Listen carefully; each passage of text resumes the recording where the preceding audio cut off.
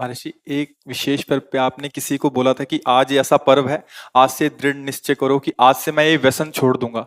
तो महर्षि जी, आज बहुत सारे नए युवक भी आपसे जुड़े हैं महर्षि जी। तो महर्षि जी, आपकी तरफ से उनके लिए, क्योंकि उनको एक दृढ़ता चाहिए कि कोई तो एक बोले हमें कि आज से व्यसन नहीं करूंगा हाँ, मैं। हम तो प्रायः हर एकांतिक के समापन में सबसे कहते हैं, ए भैया तुम आए हो, आज से तुम गलत आचरण न करो, शराब न पियो, माताओं बहनों की तरफ पाप दृष्टि से मत देखो, माता पिता को भगवत भाव से देखने के लिए बुद्धि शुद्ध चाहिए। जगत में अगर उन्नति प्राप्त करना है तो बुद्धि शुद्ध चाहिए। शराब पीना, मांस खाना, व्यभिचार करना, जुआ खेलना, चोरी, हिंसा, बड़े बड़े गंदे आचरण होते जा रहे हैं नई समाज के। और वो मोटरसाइकिल से बगल से निकले, कोई बहन मोबाइल से बात कर रही, ऐसा झटका कि नाक के बल गिर गए, मुंह के बल गिर गए। कितने का मोबाइल? जंजीर सोने की चैन कितने को की? 40,000, 50,000। पकड़ा, राक्षसी बुद्धि से खींचा, और वो तो मोटरसाइकिल में बैठा, ऐसा खींचा, वो कई तरह ये क्या हो गया? बुद्धि भ्रष्ट हो गई।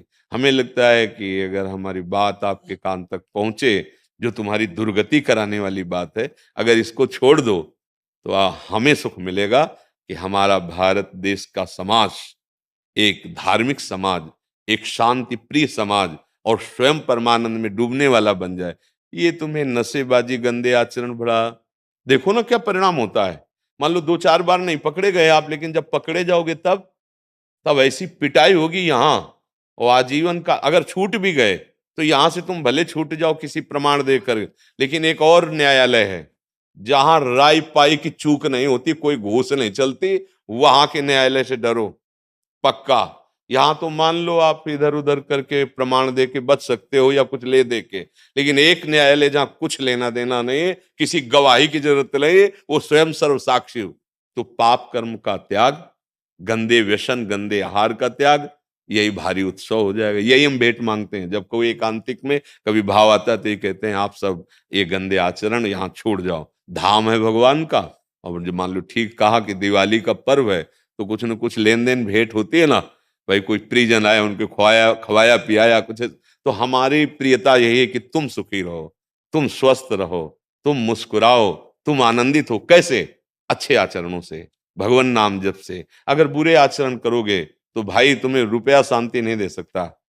देखो, कोई वो चूक ना कर देना जो घर में, गांव में और समाज में आप ऐसे उठा के ना देख पाए।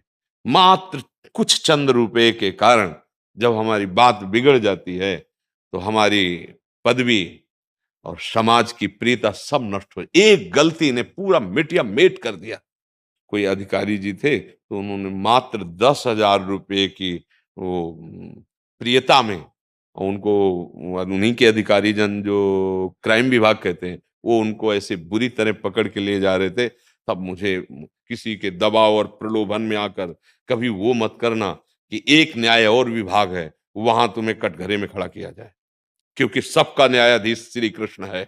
वो जब न्याय करता है तो वहां किसी गवाही की जरूरत नहीं रहती। आपका पद, आपकी जो योग्यता, वो हमारे समाज के मंगल के लिए। आप नमक रोटी खाओ, भले आप कष्ट से जियो, लेकिन आप आंख झुकाने वाले नहीं बनो। आंख में आंख डाल के बात करने की क्षमता रहे, और अपने पद के द्वारा अधर्म को दंड देने की क्षमता रहे। अगर आप गलती कर दिए तो पढ़ाई लिखाई, माता पिता, समाज, इससे आप आंख नहीं मिला पाएंगे, सब व्यर्थ हो जाएगा। ये क्यों व्यर्थ हो जाता है? जब हमें ये बात समझ में आती कि धन में सुख है, बुद्धि भ्रष्ट हो गई, पतित हो गई बुद्धि। नहीं, धन में सुख नहीं, धर्म में सुख है। आप देखो ना, बहुत आप अधर्म पूर्वक धर्म ले, तो आप देखो आपका परिवार बिखर जाएगा, अशांति पैदा हो जाएगी। ऐसी संतानें पैदा होंगी जो आपको हर समय देखकर जलाती रहेंगी। पक्का विश्वास मानना, अधर्म के धन से कभी सुख शांति नहीं मिलती। और ये अधर्म तभी होता है जब हमारी बुद्धि खराब हो, और बुद्धि खराब तभी होती है जब ये 6 बातें होती हैं। पक्का समझ लेना, शराब पीना, मांस खाना, परिस्त्री से या परपुरुष से व्यभिचार करना, और हिंसा करना, और चोरी करना, द्युत कीड़ा आदि चोरी करना, जैसे ये चोरी ही मानी जाती है। अधिकार के विपरीत आचरण करना चोरी ही मानी जाती है। ये जब होगा तो कलयुग बैठ जाएगा, कलयुग को ये स्थान दिए, और कलयुग जब बैठ जाएगा तब दुर्दशा करा देगा। एक बड़े धर्मात्मा महापुरुष की बुद्धि में बैठ गया कलयुग, वो मुकुट लगाने के कारण जरासंध का, तो एक ऋषि के गले में मरा हुआ सर्प डाल दिया और कारण बन गया मृत्यु का। 7 दिन में तक्षक काटेगा, ऐसा संगी ऋषि ने शाप दे दिया। इसलिए बहुत सावधान। हाँ, हमारे पास भगवान की कृपा से जो आपका आना हुआ है, आप नशा रहित, आप गंदे आचरण रहित एक अच्छे मानव बने, तब आप में देवता बनने की सामर्थ्य आवे, दैवी संपदा आवे। फिर आप चाहो तो नारायण बन सकते हो। जब नारायण नर बन सकता है तो सीढ़ी हुई ना, तो आप इसी से चढ़ सकते हो। नर नारायण बन सकता है क्योंकि हम उसी के अंश हैं। तो इसलिए सत्संग का लाभ ले और व्यसनों को त्याग दें। वृंदावन में बैठे हो, अगर नियम ले लो तो बहुत बड़ा सहयोग मिल जाएगा कि भाई कोई कसम खवाई जाती है तो मंदिर में नहीं चखा जाता, चलो मंदिर में। तो एक मंदिर क्या, यहाँ तो धाम है 84 कोस ब्रज, यहाँ नियम ले लो, शराब नहीं पिएंगे, मांस नहीं खाएंगे, पराई माता बहन को गंदी दृष्टि से नहीं देखेंगे, चोरी नहीं करेंगे, जुआ नहीं खेलेंगे, हिंसा नहीं करेंगे। ले लो अंदर से।